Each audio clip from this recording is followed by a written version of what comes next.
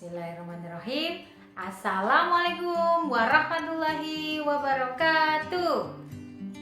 Jumpa lagi dengan Ustazah Oktivita dalam pelajaran Bahasa Indonesia di pertemuan yang ke-6 ini. Apa kabar anak-anakku semuanya? Semoga dalam keadaan sehat dan tetap semangat. Sebelum kita lakukan pembelajaran hari ini, kita awali dengan membaca doa bersama-sama. Bismillahirrahmanirrahim. Semoga dengan bacaan Bismillah tadi, pelajaran hari ini kita belajar berjalan dengan lancar. Hari ini, anak-anakku semuanya, kita akan belajar tentang kaidah kebahasaan, teks iklan, slogan, dan poster. Selain itu, kita juga akan belajar bagaimana cara menyusun iklan, slogan, dan poster. Sudah siap anak-anakku semuanya? Nah, kita akan menyaksikan penjelasan dari Ustazah berikut ini. Selamat menyaksikan. Ya, kita mulai materi pertemuan ke-6 ini, yaitu menelaah kebahasaan dan langkah-langkah menyusun teks iklan, slogan, dan poster. Anak-anakku semuanya, dalam menyusun iklan, slogan, dan poster, kita harus memperhatikan aspek kebahasaannya. Apa saja aspek kebahasaan dalam teks iklan, slogan, dan poster? Yang pertama adalah pemilihan kata. Yang kedua adalah kata aksi. 3. Penggunaan singkatan. 4. Permainan bunyi bahasa. 5. Penggunaan gaya bahasa. Yang pertama, kita akan masuk ke kaidah kebahasaan yang pertama, yaitu pemilihan kata atau diksi. Anak-anakku semuanya, apa itu diksi? Diksi dalam Kamus Besar Bahasa Indonesia adalah pilihan kata yang tepat dan selaras dalam penggunaannya untuk mengungkapkan gagasan sehingga diperoleh pemahaman yang sesuai harapan. Jadi, ketika kita menuliskan sebuah iklan, slogan, ataupun poster, kita harus memilih kata yang tepat. Agar apa? Menarik perhatian para khalayak untuk membaca, mendengar, dan memahami lebih jauh tentang produk atau iklan yang kita tawarkan. Di sini Ustazah mempunyai contoh. Iklan laundry. Iklan laundry supaya orang-orang menarik atau supaya orang-orang tertarik dengan iklan tersebut, maka di situ dipilihkan kata-kata yang menarik. Di situ ada kata promo. Ya, promo ini menarik perhatian bagi para pembaca iklan. Ketika ada kata promo, orang-orang akan melihat, oh berarti harganya lebih murah atau lebih terjangkau oleh masyarakat. Ada kata gratis di sini. Gratis di sini berarti, oh ada yang gratis di tempat laundry ini. Nah, jadi ketika memilih kata atau diksi dalam sebuah iklan, kita harus menyesuaikan dengan iklan apa yang akan kita sampaikan. Itu. Jadi kita harus memperhatikan yang namanya diksi. Diksi adalah pilihan kata yang tepat untuk menuliskan sebuah iklan. Ada kata promo, ada kata gratis, dan masih banyak lagi. Selanjutnya, kaidah kebahasaan yang berikutnya adalah kata aksi. Ustazah, apa itu kata aksi? Kata aksi adalah kata yang berupa perintah untuk melakukan seperti yang diharapkan pada iklan. Ustazah mempunyai 3 contoh iklan. Ada juga poster. Di sini ada kata istirahatkan. Berarti apa? Menyuruh kita untuk mengistirahatkan. Istirahatkan lampu bila tidak digunakan. Artinya apa? Mematikan lampu ketika tidak digunakan. Di sini kata asingnya adalah istirahatkan. Yang kedua, jadilah. Jadilah generasi yang penuh inspirasi. Berarti apa? Menyuruh kita untuk menjadi generasi yang penuh inspirasi. Yang ketiga, ada kata hadirilah. Berarti apa? Hadirilah mengajak para khalayak untuk menghadiri acara dalam iklan tersebut. Jadi, kata aksi adalah kata yang berupa perintah untuk melakukan seperti yang diharapkan pada iklan. Selain istirahatkan, ada kata jadilah, ada kata hadirilah, dan masih banyak lagi. Tentu kalian bisa mencarinya, misalnya ikutilah, nikmatilah, atau bersegeralah. Itu. Selanjutnya, dalam sebuah iklan terdapat penggunaan singkatan atau kata yang dipendekkan. Biasanya terdapat di mana, Ustazah? Biasanya terdapat pada iklan baris. Iklan baris itu iklan yang hanya berupa baris-baris saja dan pendek, singkat, padat, dan jelas. Biasanya iklan baris ini kita temui di koran. Ya, di situ berupa barisan-barisan iklan yang tulisannya pendek-pendek. Nah, ketika menuliskan iklan baris, kita akan berusaha untuk menghemat kata dalam iklan tersebut supaya iklan tersebut mudah dipahami dan tidak terlalu panjang, karena iklan baris ini dimuat di koran dan panjang pendek dari iklan tersebut mempengaruhi biaya dalam sebuah iklan. Di sini ada 3 iklan, mobil dijual, tanah dijual, rumah dijual. Semuanya yang Ustazah garis bawah ini adalah berupa singkatan dalam iklan. Contoh, ada BU. Apa itu BU? Butuh uang. Ada CPT, cepat. Di sini ada kata Jaksel, artinya Jakarta Selatan.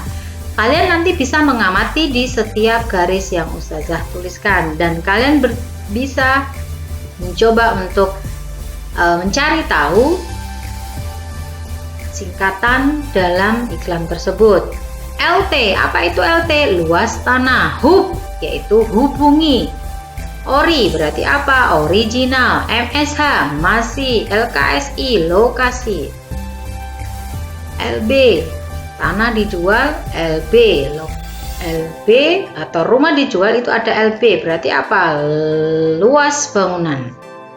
Saya ulangi, misalnya di iklan nomor 2, tanah dijual. Ada tanah dijual. SRT SHM, artinya apa? Surat sertifikat hak milik. SHM itu sertifikat hak milik. LS luas. HRG harga. PRMTER per meter. Nah, ini JT juta. Di PGR berarti apa? Di pinggir JL, di pinggir jalan. Nah, ini tujuannya untuk apa? Menghemat kata dalam sebuah iklan. Itu anak-anakku penggunaan singkatan. Ketika nanti kita akan bertemu di pertemuan yang berikutnya, nanti akan Ustazah jelaskan lebih detail lagi. Selanjutnya, permainan bunyi bahasa.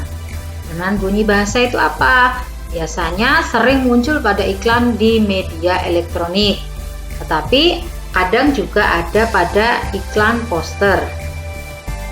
Contoh di sini, kepala nyut-nyut, gigi senut-senut, berarti bunyinya sama. Ut-ut, gigi senut-senut, berarti bunyinya juga ut-ut. Itu namanya permainan bunyi bahasa. Selanjutnya, di bawah ini ada iklan mie sedap. Mie sedap, puas sedapnya, berarti diulang bunyi kata sedapnya diulang lagi. Berarti terdapat permainan bunyi bahasa yang diulang-ulang. Nah, kalau di sampingnya ada coklat mood. Coklat mood itu bikin good mood. Sama-sama mood, good mood. Berarti apa? Menggunakan permainan bunyi bahasa. Setelah pembelajaran ini mungkin kalian nanti bisa melihat di iklan di televisi yang menggunakan permainan bunyi bahasa. Masih banyak lagi. Yang terakhir adalah penggunaan gaya bahasa. Gaya bahasa dalam sebuah iklan digunakan untuk mengungkapkan maksud secara tidak langsung. Artinya, menggunakan gaya bahasa atau majas dalam sebuah iklan.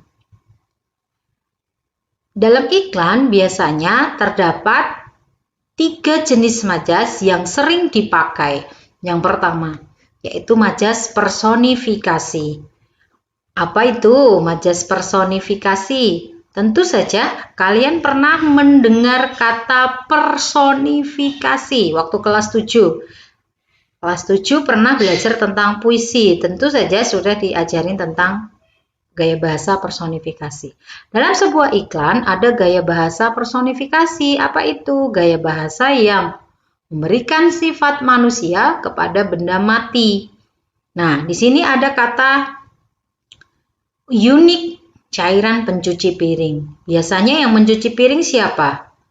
Ya, ibu atau mama kalian. Tetapi di sini menggunakan produk, yaitu unik. Unik ini adalah sebuah produk pencuci piring. Nah, dia bisa mencuci piring. Unik cairan pencuci piring. Biasanya yang mencuci adalah manusia, tetapi ini adalah benda.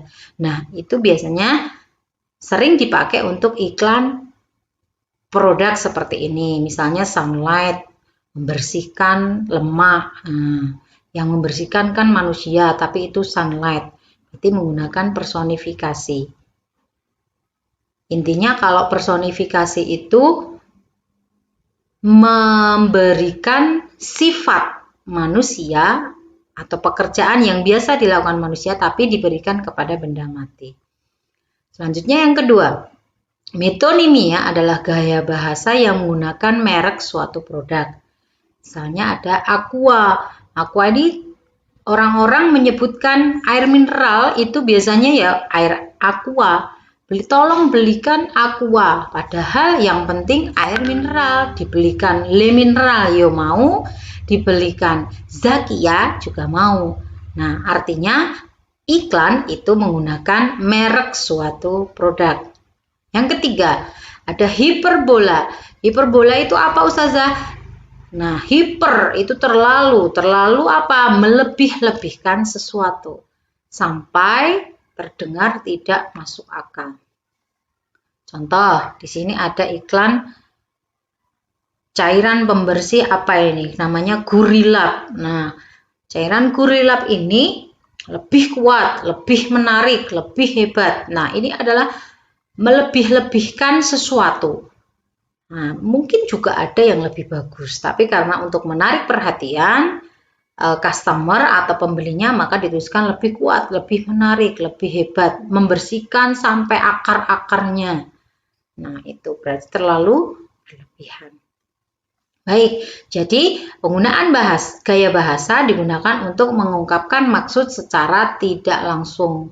Ya, intinya misalnya produk pembersih pakaian, berarti dia bisa membersihkan dengan sampai bersih noda-nodanya. Terus mereka bilang produk tersebut bisa membersihkan. Nah, berarti kan membersihkan kan orang, tapi ini diberikan kepada benda mati.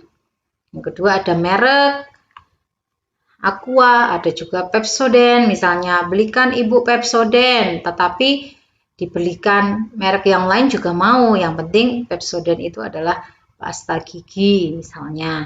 Yang terakhir adalah hiperbola, melebih-lebihkan sesuatu. Supaya apa? Melebih-lebihkan agar tertarik, agar mau memakai produk tersebut.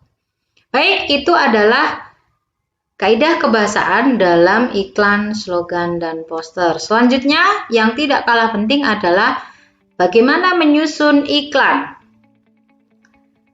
Setelah pembelajaran yang kemarin, kita sudah paham pengertian iklan, slogan, dan poster, jenis iklan, slogan, dan poster, kemudian memahami informasi dalam iklan, slogan, dan poster, dan yang paling akhir ini adalah mengetahui kaidah kebahasaan dalam iklan, slogan, dan poster. Selanjutnya langkah yang terakhir adalah bagaimana kalian semua nanti bisa menyusun iklan. Ustazah akan sampaikan secara singkat bagaimana menyusun iklan. Yang pertama, kita harus menentukan produk yang akan dipromosikan. Kita pilih dulu produk apa yang akan kita promosikan. Pilih, dan tentu saja produk itu adalah produk yang kalian ingin iklankan.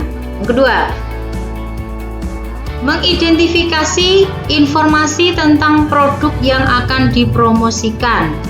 Kita harus tahu detail informasi tentang produk tersebut, baik kelebihannya maupun harganya maupun jenis bahannya mungkin, ya, harus detail. Kalian harus paham sehingga nanti bisa membuat kalimat atau membuat kata-kata yang menarik agar iklan tersebut dapat dilihat, terutama orang mau membeli produk kalian.